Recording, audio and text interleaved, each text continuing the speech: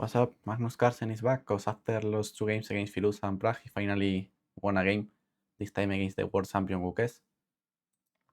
I know that for Magnus Carlsen this game was very important because the last year he lost against gukesh in Norway and he banged the table and looks like he was so angry to lose against the world champion. So this time he played better and he take the game. So let's analyze. D4, D5 by Magnus, C4, E6, Knight C3, Knight F6, and they reach a cashbat opening. In this opening they are playing many cashbats.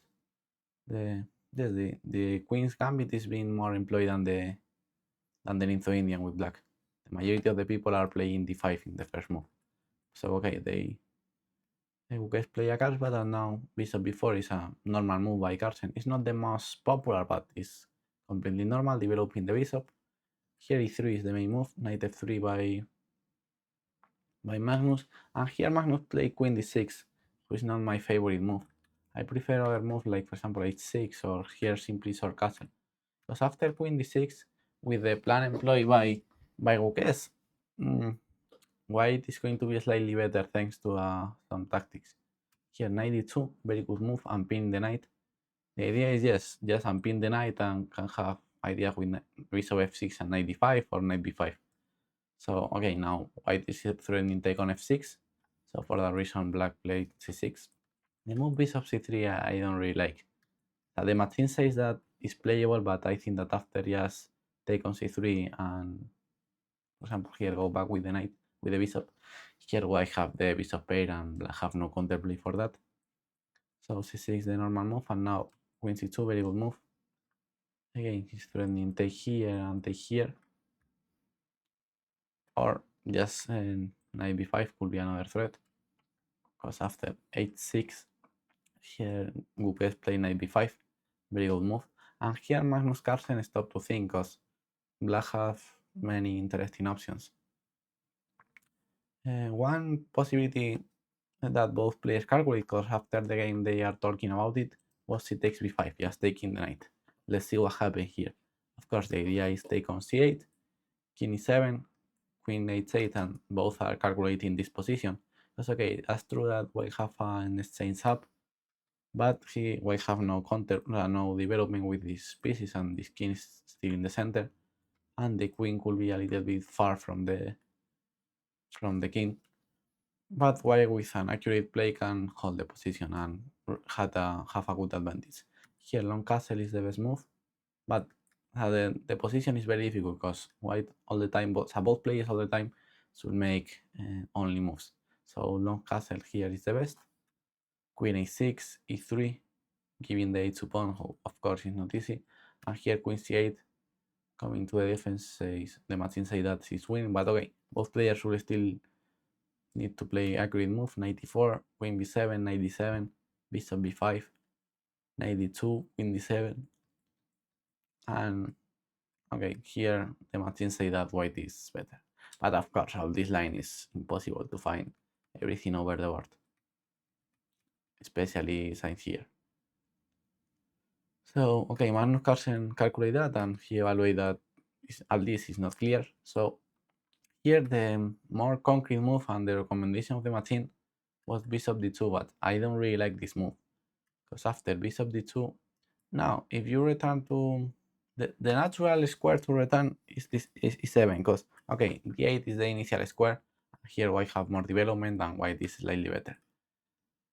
And queen d7 is okay, another strange square for the queen, because here you are blocking the knight and the bishop.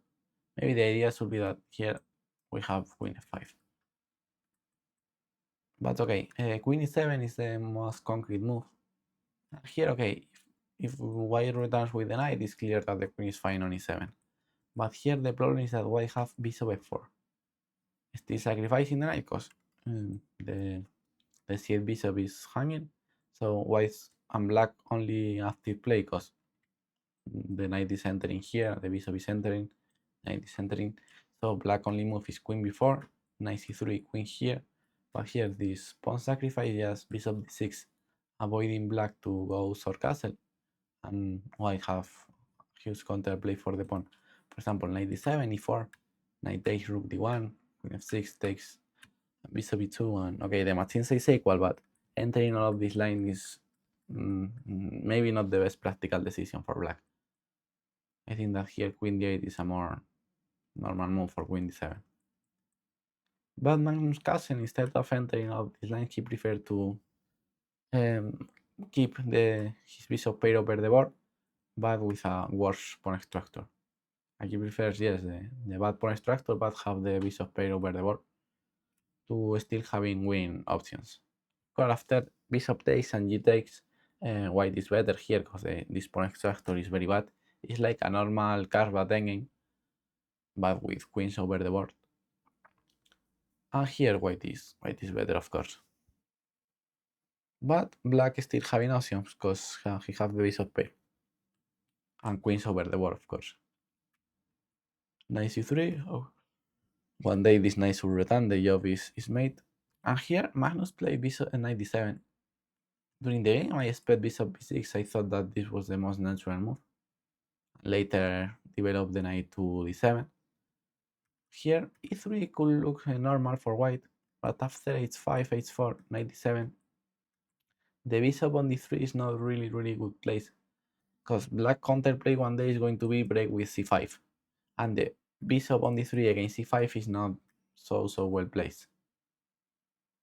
For that reason I prefer g3 to place the bishop on g2, and then black have no ideas of rook g8 attacking g2, or no ideas of h5, because if h5 just h4, the bishop is not entering here, and the bishop on g2 is very well to fight against some c5 breaks.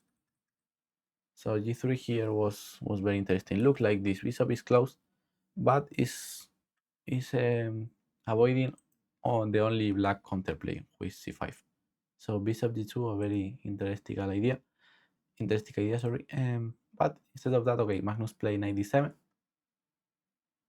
instead of bishop b6, e3, knight b6, and bishop d3. Here again was better just develop the bishop here, but okay, bishop d3 is playable. Here Carlsen attacked the pawn on g2, trying to open the late squares to play bishop h3. But okay, the machine prefer a little bit h5 with the idea of h4 in the next move. Rook g8 is logical, and here bishop h3. That's the idea of Magnus Carlsen with this bishop. For that reason he played knight d7 and knight b6 first, just waiting that white develops his bishop to play rook g8 and bishop h3. It's a very interesting idea. It's avoiding white to outsource castle. So it's interesting. The machine doesn't care so much, say that white is better here, but bishop h3 is interesting. And thanks to this move, Magnus Carlsen won this game probably. a3, by gukesh, good move, taking the bishop pair, bishop c3. And till here, gukesh was playing a perfect game. And I think that here starts his loss. Okay, he made an incorrect move, with still being 0.20 for white. But I think that here started all the problem for gukesh. He take with the pawn on c3 instead of with the queen. Okay, his idea with this move is of course break on c4 and have more central pawns. Okay, and better pawn structure, of course. It's logical, you are trying to trade a b2 pawn for the d5 pawn. Very logic. Who is the only problem that now with the bishop on h3 this king is not having a safe square, because he cannot go short castle, he cannot go long castle because the queen is here, and in the center the queen one day is going to have problems.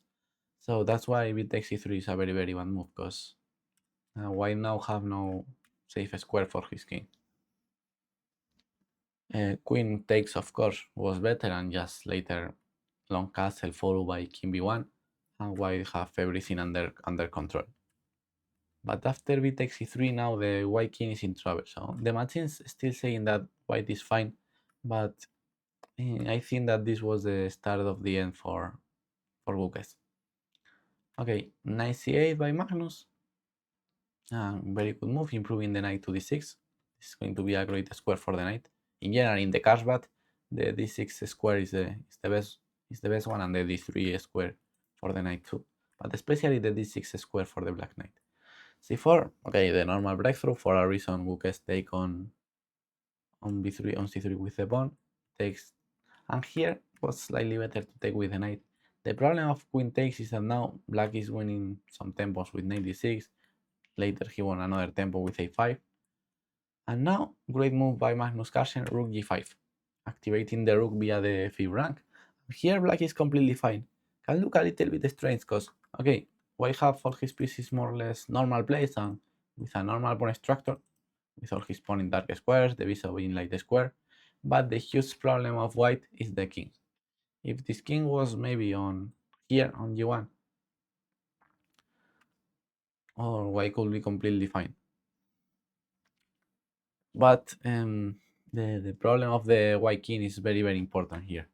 And okay, black pieces look like there are a little bit strange because this bishop is in one side, the knight is in the center, the rooks are on e8, the king is in the center, but and the pawn structure looks like it's worse. But with this move, Magnus Carlsen started to activate all his pieces. Now the plan is rook c8, c5, breaking the position and putting all his pieces to play. So the black pieces are going to start to be very, very active. Here bishop f1 was a necessary move, trading this h3 very annoying bishop, trying to place the king safe. So this bishop was necessary.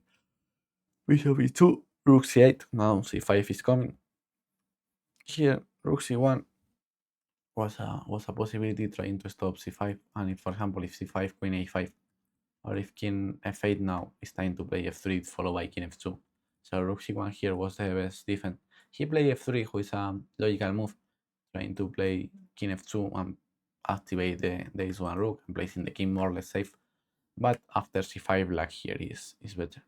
Okay, finally the king have a safe, more or less safe square, and the h1 rook can came to the play. But Magnus Carlsen still with the initiative with very good move, rook d5, attacking d4 and keeping all the tension. Here d takes c5 was slightly better, and at least here white have the queen into the center. But okay, queen b2 it looks very natural. C takes, and now very good move, king d8 by Magnus Carlsen, placing his king completely safe. Now all the black pieces are completely fine. So it's time to place the king safe. With king f8, very good move, rook 81. And now I really like this move, again regrouping the pieces, bishop e6 by Magnus. This bishop, the work of this bishop here is over. His job is just avoid the short castle of white. So now the short castle is never possible more, of course. And now this job of this bishop is over, and black wants to push f4, f5, f4. So he first return with the bishop, keeping the position solid, defending the d5 rook. To later have he have the option of return to h5 with the rook to attack h2 and play f5, f4. Very annoying. Here king g7 is another possibility, just improving more the king. Bishop e6 would move rook d1, and the position of gukesh is very, very hard because all the black pieces are very active and the white king is unsafe. So rook d1 by gukesh, f5, good plan by Magnus, knight f1 and f4, very good plan, trying to open the black king and fixing the black pawn structure, because you are trading your double pawn for a pawn of a good defense pawn of white. Bishop d3, good defensive move by gukesh, but gukesh is defending more or less well the position, but after queen f6 he finally failed, but it's because Magnus Carlsen is putting huge pressure on him. Here he played bishop e4, completely losing move, because after yeah, rook b5, and it's clear that black is completely winning because all his pieces are very, very active. This knight is dead on f1.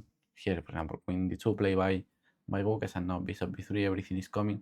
Rook c1, and just trade, and just this pawn is hanging. But I think that if he take with the rook, he can came knight d4, pawn g3. That's why gukesh take with the queen.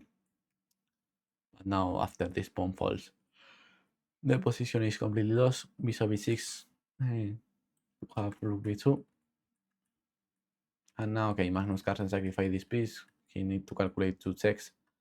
And white should give the queen, because if not, queen g2 is coming. And the second game is very easy, just the a-pawn should push, and Magnus Carlsen won the game. So very good game by Magnus. He just failed a little bit maybe in the opening, allowing this idea of knight b5. But after that, he played a very good game with a worse pawn structure in a position who looks hard. But he make some of these active plans with rook g8, bishop h3, and later playing rook g5, rook c8, c5. Very active game by Magnus Carlsen, and gukesh, I think that his mistake was take on c3 with the pawn. I think that there started all his problem. Later he makes some bad moves, but I think that the start of the end by gukesh was take on c3 after bishop takes c3. So okay, good game by Carlsen, who finally won again after two losses in the first 3 rounds. So let's see how continue the tournament. Bye bye.